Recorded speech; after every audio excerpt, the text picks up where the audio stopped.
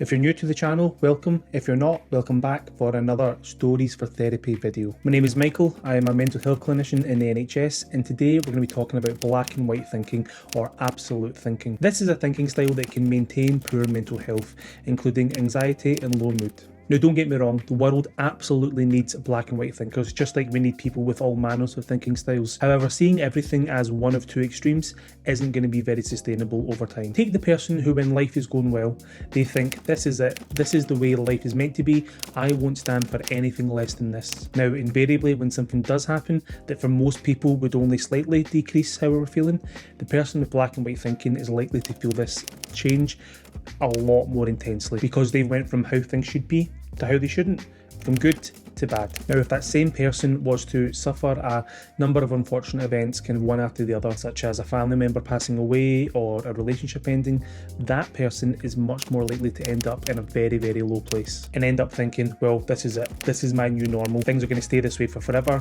I'm never going to feel better in the future. An analogy or a story that this person would really benefit from concerns the pendulum of a grandfather clock. Imagine a big grandfather clock.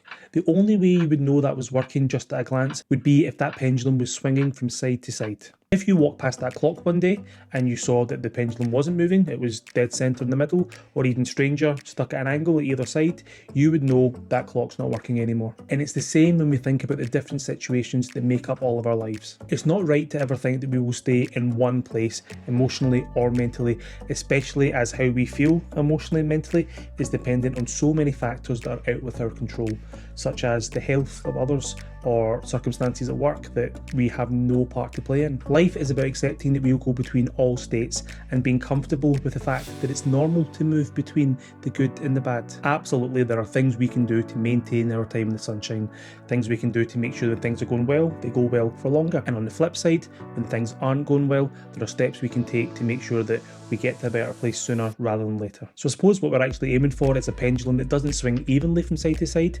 It maybe swings slower through the good times and it swings quicker through the bad times. Regardless, the point is the pendulum has to keep moving. Life has to keep moving and changing, and therein lies the problem for the black and white thinker. Accepting that life does swing from side to side is a really scary thing to buy into, but it reflects true life. And once we start to see things for how they actually are, mental health becomes a lot easier to discuss and to treat. I find the story, the analogy of the pendulum to be a really effective way of helping someone understand the dangers of black and white thinking, and maybe you know somebody that would benefit from that story too. If you enjoyed that story, please consider liking and subscribing. Maybe leave a comment letting me know of any stories that you know about that could be useful to discuss in therapy. And if you haven't already, please consider watching this channel's first ever Story for Therapy video, and it's going to be linked right here. Thanks for watching, see you in the next one.